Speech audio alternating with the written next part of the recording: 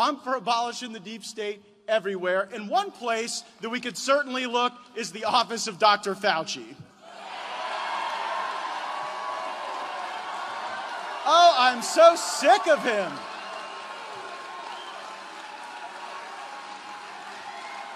Dr. Fauci is like, remember the magic 8-ball? Like you shake the magic 8-ball, you ask Dr. Fauci, it's like, oh, you don't have to wear a mask.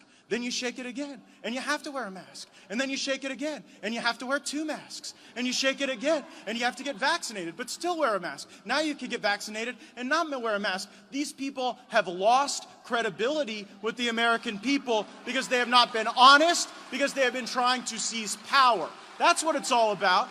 That's what it's all about. Unfortunately, almost every agency of government that I've observed in Washington, D.C., they just want to grow larger. And to do that, they help their friends and they target their enemies. And we like to think that there are at least some in Washington that don't do that. But unfortunately, it is a condition that we have observed with presidents of both parties. We're still here because there's still a lot of swamp left to drain in Washington, D.C. And to get the job done, we're actually going to need some fighters. The Wuhan Institute of Virology. So back in April of 2020, I went on Tucker Carlson's program and said, hey, I don't really think it's reasonable that the Chinese are telling us that a bat somehow traversed a gazillion miles, ended up in a pangolin, then ended up in a soup, and that we shouldn't blame the Wuhan Institute of Virology for the Wuhan virus. And so we told the truth. We laid bare that we had to bring that funding back home, not send it to a place where even our own State Department said in 2018 there were insufficient controls to ensure that there was not a release of something very deadly and very detrimental. I got a call that night. I went on Tucker Carlson. Matt, this is your favorite president. And I was like, Reagan? He did not laugh. But within hours, President Trump canceled funding to the Wuhan Institute of Virology. Oh, and the media, they went crazy. Oh, these are heroes, they told us on CBS's 60 Minutes program.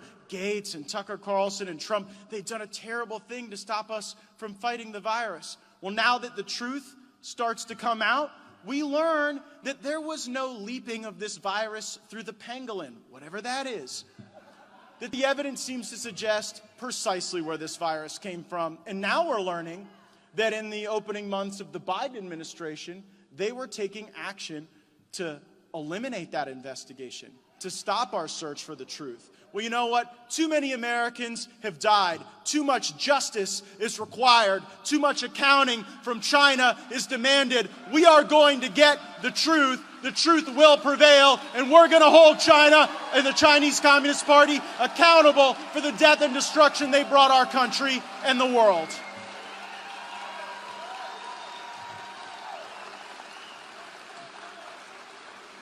And so in this great country that we love and fight for and serve, why is it that it takes so long to get the right policies in place, to utilize some common sense? The reason is that our government in the swamp of Washington is fundamentally corrupt. Committee assignments are bought and sold. Lobbyists control how much power you have.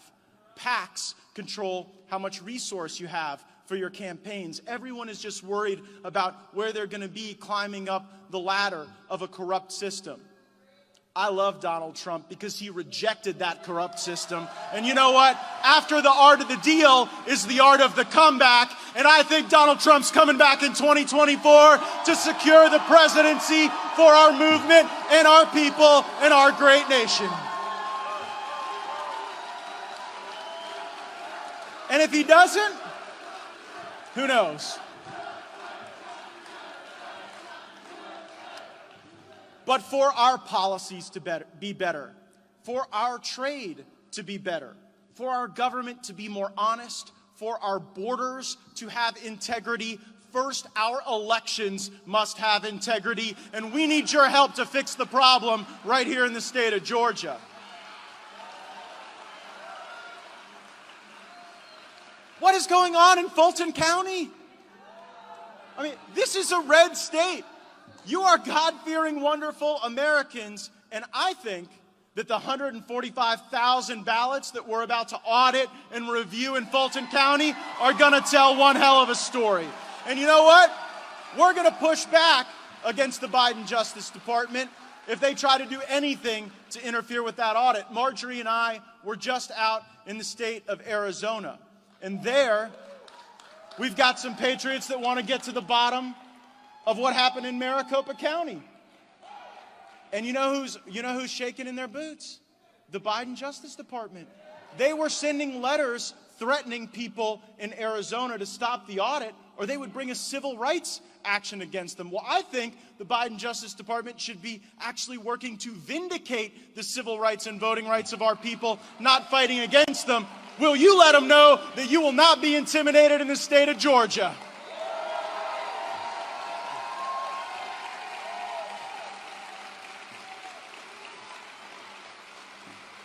This is so obvious, I can't even believe I have to say it out loud.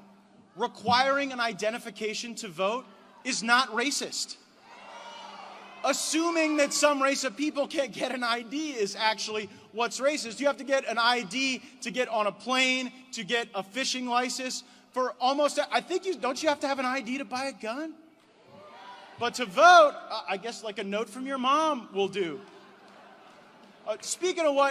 Speaking of gun ownership, I am a strong supporter of constitutional carry. The only permit that should be required for gun ownership is the Constitution of the United States of America.